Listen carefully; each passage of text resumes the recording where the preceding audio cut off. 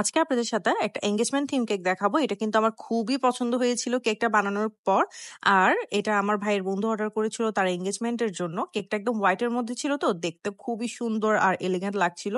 কারো ওয়েডিং বা এনগেজমেন্টের জন্য কিন্তু আপনারা এই কেকটা নিয়ে নিতে পারেন। খুবই সুন্দর লাগে কেকটা দেখতে। লাস্ট পর্যন্ত অবশ্যই ভিডিওটা দেখবেন, তাহলেই বুঝতে পারবেন যে কেকটা কি পরিমাণে সুন্দর ছিল। আর কেকের ফুল সব ডেকোরেশন ছিল একদম হোয়াইটের মধ্যে, যার কারণে এই কেকটা আরো বেশি সুন্দর লাগছিল। তো আমি উপরের পার্টটা হচ্ছে এখন ফিনিশিং করছিলাম। নিচের পার্টটা আমি আগেই ফিনিশিং করে রেখেছিলাম। প্রথমে ভেবেছিলাম যে কেকটার আমি ভিডিও করব না, কারণ এখন এত বেশি গরম পড়ছে যে সময় নিয়ে হচ্ছে কেকের কাজ করা প্লাস ভিডিও করাটা হয়ে ওঠে না। তো আমি এই কেকের নিচের পার্টটা আগে থেকেই আমি ফিনিশিং করে রেখেছিলাম। তখন উপরের পার্ট ফিনিশিং করার সময় আমি ভাবলাম যে কেকটা তো সুন্দর হবে বা কেকটার ডিজাইন তো অন্যরকম, তো আমি চেষ্টা করি একটু করে হলো ভিডিওটা আপনাদের সাথে শেয়ার করার, যার কারণে অল্প করে হচ্ছে ভিডিওটা করা। তো আমি উপরে পার্টটা ফিনিশিং করার পর নিচের পার্টের সাথে হচ্ছে উপরের পার্টটা আমি জয়েন করে দিচ্ছিলাম। আর অবশ্যই চেষ্টা করবেন এই টাইপের বড় কেকগুলা আপনারা ভালো মতো ফ্রিজিং করে একটার উপর আরেকটা বসানোর জন্য। আর এখন যে পরিমাণে গরম পড়ছে, অবশ্যই চেষ্টা করবেন কেকটাকে ভালো মতো ফ্রিজিং করে দেন ডেলিভার করার জন্য। আমি আমার কেকগুলো হচ্ছে একদম ডিপ ফ্রিজে রেখে শক্ত করে দেন হচ্ছে ডেলিভার করি। এতে করে হচ্ছে কেকটা পৌঁছাতে পৌঁছাতে, প্লাস যেহেতু এনগেজমেন্ট বা ওয়েডিং কেক দেখা যায় যেগুলো কাটতে কাটতে রাতের 9টা 10টা বেজে যায়, তো সেই সময় হতে হতে না কেকটার একদম মানে নর্মাল টেম্পারেচারে চলে আসে।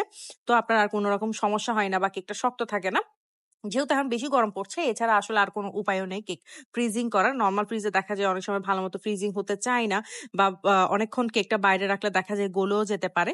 তো অনেকেই আছেন আমাকে এখন প্রশ্ন করছেন বা আমাকে মেসেজ দিচ্ছেন যে আপু এত গরমের মধ্যে কি ক্রিমটা কিভাবে ঠিক রাখবো বা কিভাবে সেফলি হচ্ছে কেকগুলো ডেলিভার করব। আমি জাস্ট একটাই সাজেশন দিব আপনাদেরকে, সেটা হচ্ছে আপনারা মিনিমাম আধা ঘন্টা আগে হলো, মানে ডেলিভারি করার আধা ঘন্টা আগে হলো কেকটাকে ডিপ ফ্রিজে রেখে হালকা একটু ক্রিমটাকে শক্ত করে নিবেন। এতে করে হচ্ছে আপনার কেকটা ডেলিভারি করার সময় আর কোনো রকমের নষ্ট হবে না, বা কাস্টমারের কাছে পৌঁছানোর পর কাস্টমার পরবর্তীতে এটা ফ্রিজে রেখে দিতে পারবে।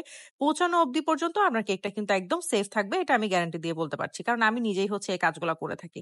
এখন দেখেন কেকটার মধ্যে হচ্ছে আমি হোয়াইট রোজ বসাচ্ছিলাম, প্লাস হচ্ছে আমি জিপসি ফ্লাওয়ার এনেছিলাম, সেগুলো একটা একটা করে বসিয়ে দিচ্ছিলাম। কেকটা জিপসি ফ্লাওয়ার বসানোর পর না ফুল লুকটা একদম চেঞ্জ হয়ে যায়, মানে এত সুন্দর লাগছিল কেকটা দেখতে। এর মাঝে বলে ফেলি, আমরা হচ্ছে মের 20 তারিখ থেকে আমাদের অফলাইন এবং অনলাইন প্রফেশনাল কেক ক্লাস নিচ্ছি, যেখানের মধ্যে আপনারা 7 থেকে 8টা ফ্লেভার কেক শিখতে পারবেন। তার পাশাপাশি কেকগুলোর কিভাবে প্রাইসিং নির্ধারণ করবেন সেই সম্পর্কে অনেক অনেক আইডিয়া দেওয়া হবে, কিভাবে প্রফিট করবেন, কত টাকা লাভ নির্ধারণ করবেন সেগুলো সবকিছু বলা হবে, কোথায় পাইকারি প্রোডাক্ট গুলো পাওয়া যাচ্ছে, কিভাবে হচ্ছে কেকগুলো সেফলি ডেলিভার করবেন, কিভাবে কেকের বিজনেস স্টার্ট করবেন, সবকিছু নিয়ে কিন্তু আমাদের এই কেকের ক্লাসের মধ্যে ডিসকাস করা হবে। সো মেনলি যারা কেকের বিজনেস স্টার্ট করতে চাচ্ছেন, আমি বলবো তাদের জন্য এই কেকের ক্লাসটা একদম বেস্ট।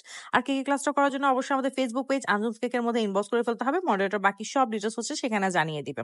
অফলাইন অনলাইন দুইটা ক্লাসই কিন্তু আমাদের মের 20 তারিখ থেকে স্টার্ট হবে। আর এই কেকটা ফুল রেডি, কেমন হয়েছে তা কিন্তু অবশ্যই জানাবেন।